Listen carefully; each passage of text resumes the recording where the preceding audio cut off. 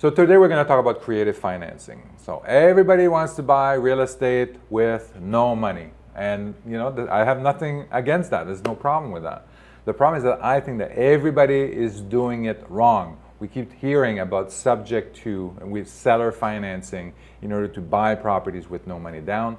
And to me, I think this is going the wrong way and it's not saleable. I'm going to share with you the pros and cons of each of these methods. And then I'm going to share with you the best method for you to buy property with no money. My name is Eric Martel. I'm an entrepreneur and real estate investor. I've done over 650 real estate transactions over the last 10 years, totaling about $85 million in real estate transactions. I'm doing these videos to help you make more money. And if this is something that you want to, make sure you like and subscribe to my channel. And today we're going to talk about creative financing, how to buy real estate with no money down, and avoid the headaches of creating financing like subject to and seller financing. So I'm going to share with you the pros and cons of each of the subject to and seller financing. These are all over social media. Everybody is pushing these methods to buy properties with no money. And I'm going to share my favorite method for acquiring property with other people's money that not many people are talking about. But it's a much better way than these other two methods. So let's get started. So creative financing is a way to acquire real estate using other people's money. The ones that we hear a lot out there are seller financing. That means that the seller is actually going to lend you all or part of the money for you to buy that property. So this is a very popular way of doing it. And it's pretty straightforward. I'm going to go through the pros and cons in a little bit. So the other one is subject to, which is a method of transferring the existing mortgage from the seller to the buyer. And we're going to talk again about the pros and cons of each. So let's talk about the pros and cons of subject to first. So the pros is that you basically, when you're transferring that mortgage from the seller to the buyer, that means you have less financing. The financing is already in there. So the pros is that you may not have to have as much financing as needed. The terms of the loans might be better than what you can get on the market today. A lot of the subject to properties right now, you're transferring a mortgage at 3% interest versus getting a new mortgage now at 7 or 7.5% interest. So there is a big difference there, and this is one of the pros of using subject to. So first of all, one of the big cons of the subject to is to find a seller. It's very difficult to find the sellers. The sellers you can find them in foreclosures and deals that haven't sold on MLS for the last 3 to 6 months and try to make an offer to these people. But even if you have a long list of people, not many of them would be willing to do a subject to because the transaction is very complex. You have to explain to them how this mortgage would be transferred from them onto you. And this process is pretty complex, and there's a lot of lawyers involved and contracts, and you want to make sure that you're doing it right. Now, let's say you convince a seller to do that. You can imagine that you're talking to 100, 200, 300 sellers, people in foreclosures and all of that, and maybe 1, 2, or 3 of them, if you're lucky, are willing to do subject to. You have to think in terms of how comfortable are you with this situation, because what you're doing may actually harm the seller. It can harm the seller in 2 ways. First of all, the mortgage is still under their name because they signed that mortgage. So it's going to affect their credit report because that mortgage is going to show up there. The number 2 is that if you miss a payment for whatever reason, it is going to harm the seller's credit because the mortgage is still technically under their name. So these are the 2 things. So you have to be comfortable ethically that you're doing the right thing. You also have to be comfortable legally that you're doing the right thing. So you have to have the lawyers involved. You want to make sure that you have full disclosure with the seller to make sure they know exactly what they're getting into. Otherwise, this could turn into a legal nightmare. The next thing is that the mortgage doesn't change. So you have no control over changing the mortgage, the terms of the mortgage and all that. Each of these mortgages also have a due on sale clause. So sometimes what happens is that the lender is going to know that the property was transferred from one person to another, and at that point it may trigger the due on sale clause. It does happen. Even if you look at Pace Morby, for example, he has a few videos where he talks about this due on sale clause that were triggered by the lender. So Technically, typically what people do, what the investors do, is kind of like camouflage the transaction by using a land trust or something like that, have the seller transfer the mortgage to the land trust and the property to the land trust, and then transfer the land trust beneficiary to the buyer. So this is kind of like one example of how you could do the transactions and kind of like camouflage it from the lender so that they're not aware that the transaction occurred. But technically, the lender could call this due on sale clause, and then the whole mortgage is due at that point. So you have to have, if that happens, you have to have another source of financing. And guess what that source of financing is that financing that I'm going to be talking about in a few moments. Now, the thing is that this thing doesn't scale. It takes a lot of calls to find the right seller. And then after that, every seller is different. You're going to be negotiating with a new seller, with a new set of situations, circumstances for each one of them. And it's going to be difficult. Every time you have to negotiate with someone new, and you have to explain this whole process. So for that reason, it doesn't scale. And you still need cash. And there's a couple of reasons why that is that this mortgage was issued like 2, 3, 4, 5 years ago at 3% interest. This is great. But the value of the house, so when you look at the loan to value ratio, that loan to value ratio would vary depending on what happened to the value of the house, and also that the mortgage was paid down. The principal is less and less. So if the value of the house stayed the same, the loan to value ratio may have started at 80% 5 years ago, and now maybe it's 70% loan to value ratio. That means that you're going to have to come up with 25% of the value of the house, as opposed to the 80% if you were to get a new mortgage. Of course, you're going to have a little bit of a difference in terms of the interest rate, but is it worth it in the end is something that you're going to have to figure out. Another situation that could happen with the loan to value ratio is that maybe the loan is underwater. What does that mean? That means that the loan, the value of the house is actually below the mortgage, the principal amount of the mortgage, the balance due on the mortgage. So that means that if you assume that mortgage, you're literally paying more than the value of the property that you want to do. So does that make sense to do this kind of transaction? So that's something to think about.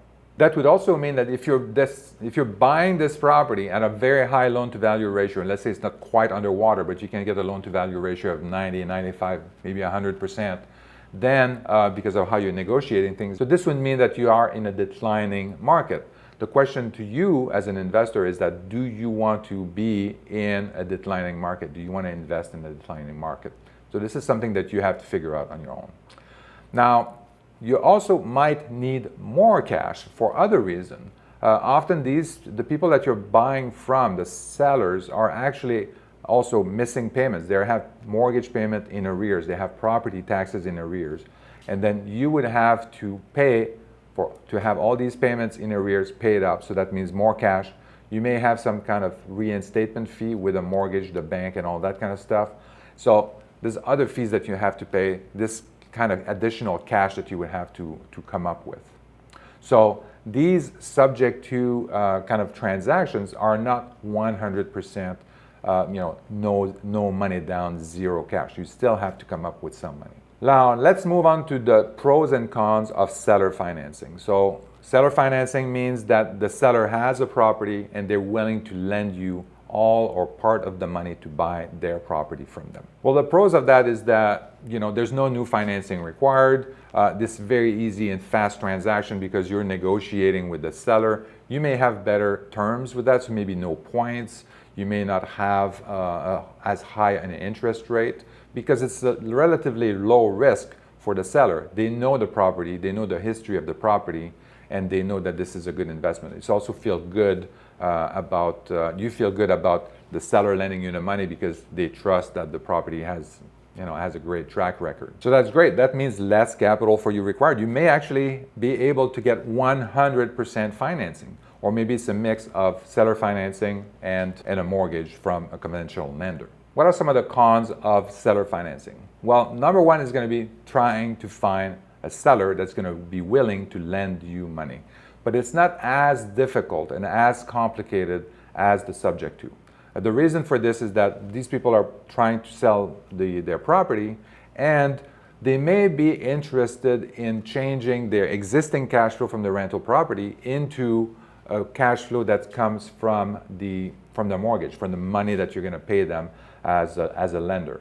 So for them, it might be worth it to basically sell their property and then have a cash flow that comes in on a regular basis. But it's still complicated to find these sellers that are motivated to do seller financing. For example, when I bought my first apartment building, 8-unit apartment building, when I was still 18 years old, I had to analyze over 400 or 500 properties in order to find one where the seller was willing to do seller financing, and he was willing to lend me 20% of the value of the property. I still had to get financing from the bank for the 80% that I needed. I managed to do it, but again, so this is a very specific situation where it's still pretty hard to find a seller.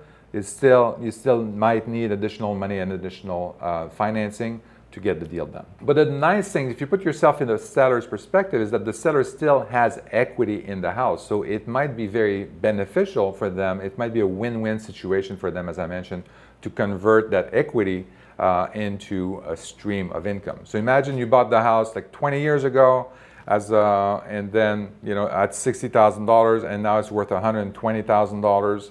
And then, so you have built all that equity, and someone is willing to buy it at 120, but I'm going to provide 100% of the financing. I'm going to convert that cash flow that I had from the rent. Now it's going to be converted into a cash flow from the mortgage. And that cash flow from the mortgage might be actually higher than the cash flow I was getting from the tenant, number one. And number two is that I don't have to deal with managing the property as the seller now, since I'm lending you the money. I'm just the bank. I'm getting my monthly payment on a regular basis, whether there's a tenant or not, whether the house is on fire or not, whatever. So I'm getting my money every month for that. I don't have zero maintenance, and I get it on the same amount every month, no matter what. So one of the problem also is that it doesn't scale. It scales a little bit better than Subject 2, but it's still not perfectly scalable. I still need to get financing from a bank in most cases. It's hard to find a seller. And again, I'm negotiating with a new seller every time, a new situation, and new credit constraints, new conditions. So every time is the same kind of thing. I have to deal with a new seller every time. So it's completely different negotiation, and deals are always different. So it makes it a little bit hard to scale this kind of business where everything there's so many moving parts. And now I'm going to talk about the pros and cons of my preferred method that I haven't named yet, but it's coming up soon, as we're going to talk about it right after. But the pros and cons of my method is that I get the loan pre-negotiated upfront. I know exactly where I'm going to get the money. I'm using other people's money, and it makes it very easy. So I have all that amount, the amount of money that I need, already pre-organized, pre-negotiated. I find a deal, and then when I find the deal, I don't have to ask the seller anything, whether he wants to do seller financing, does he know about Subject 2 or anything like that. I'm buying the house as is. I can negotiate directly with the seller. So from the seller's perspective, I'm going to be buying the house cash. I already have the financing organized, and I'm going to show you how to do that. I already have the financing organized, so all the seller needs to know is that I'm going to be buying the house cash, period. I can reach 100% loan to value if I want on these deals using this method. I can also have better negotiated term. And because I'm buying the house cash, I can negotiate with the seller better terms in terms of better price, better timing in terms of acquiring the property, because the transaction is going to be faster. So I have some leverage with the seller where I can get a better price for the property that I'm trying to buy. And this method is also cheaper than borrowing money from the bank or the hard money lender. And what is this preferred method? You might say, well, this preferred method is called PML Private Money Lender. So what is private money lender? A private money lender is an individual that you have a relationship with that is willing to lend you money. So the fact that they have a relationship with you makes it a lot easier because they trust you, they know that where you are, they know where you live, And so they're more willing to trust you and lend you some money. So where are these people? It could be your parents, it could be your kids, it could be your rich uncle, it could be people you work with, people you network with.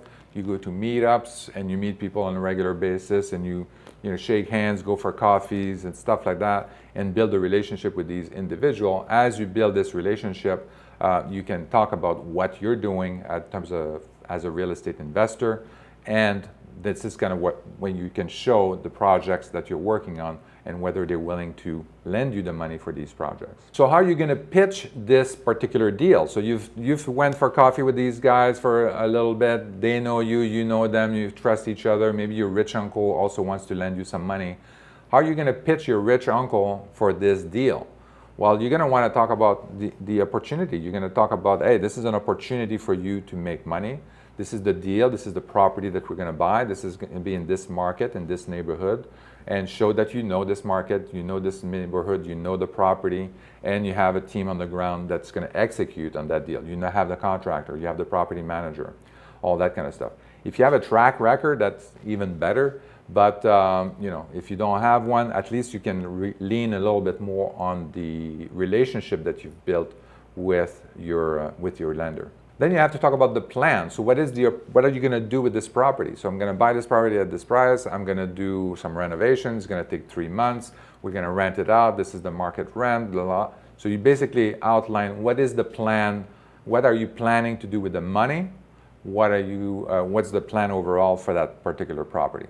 So that works across anything that you're going to do, whether it's commercial, residential, even a business. Whenever you're dealing with lenders, this is how you would present the opportunity. You want to also talk about how long you need the funds from them, what is the exit strategy, how are they going to be paid back, and then so they want to know kind of like that duration so that they can calculate if the return is worth the investment. And that's it. This is how you would pitch a deal to a private money lender. Sometimes these deals, you can talk about these deals before you can have the house under contract and you start working with the PML to get it done. You want to make sure that you have your funds lined up here before you kind of go too deep into a particular property. But you can definitely get the private money lined up. You want to have that maybe even in the bank, and make sure that you have that all ready and set up and negotiate before you buy the property. When you put the house under contract later on, you're going to be able to say that, hey, I'm willing to buy the house cash, blah, blah, blah. Once you're going through the whole life cycle of the deal and you do the renovations, you rent it out or whatever you do, and you sell it on the back end, you have 2 options actually with the private money lender. One option is to tell them that, hey, the house sold, here's your money back. But a better option, the number 2 option, is basically telling them, say, hey, were you happy with the getting paid on time on a monthly basis, your interest payment? Yes, no. And then you can say, well, I have another, now that this project is done, I have another project. Do you want to invest in that project as well? And then that money that you raise from them can roll over from one project to the next and to the next. So this is the other advantage of that. Now, in terms of finding the deals, it's easy to find. Any deals work as long as you have the funds. Well, not any deals that works for you is you're able to put an offer on that because you have the private money lender lined up, which is very different than subject to and the seller financing, where there's a lot of negotiation and explanation that need to happen. So I hope you found this video helpful. It is absolutely critical that you work on raising private money. This is the most critical skill that you would have in your investment journey, not only for real estate, but for everything else that you're going to need money. And remember, I always say that it doesn't matter how much money you have, you're always short a couple of millions. And trust me, it is true. So make sure you start raising money. This is something that you have to do if you want to be an investor ever. So I hope you liked this video, that you found it interesting. Again, I'm doing these videos to help you make more money, help you get started in investing in real estate and maybe in something else. So if you like this video, make sure you like and subscribe to my channel, and see you next time.